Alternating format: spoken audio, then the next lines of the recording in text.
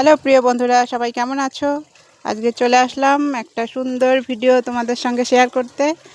তো আমি কোথায় ঘুরতে এসেছি সেটাই তোমাদেরকে আজকে দেখাবো।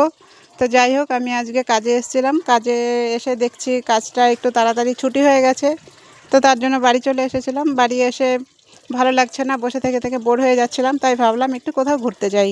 তো আমি আর আমার যা মিলে দুজনে চলে গেলাম শ্যামনগর ফেরিঘাটে। তো দেখো, ফেরিঘাটে এসে দেখছি ঘাটে 3টে লঞ্চ দাঁড়িয়ে রয়েছে। আর খুবই ভালো লাগে এরকম সুন্দর জায়গায় ঘুরতে যেতে। তো সবারই ভালো লাগে, আমারও ভালো লাগে। তো দেখো জায়গাটা কত সুন্দর লাগছে, পরিবেশটা কত সুন্দর লাগছে।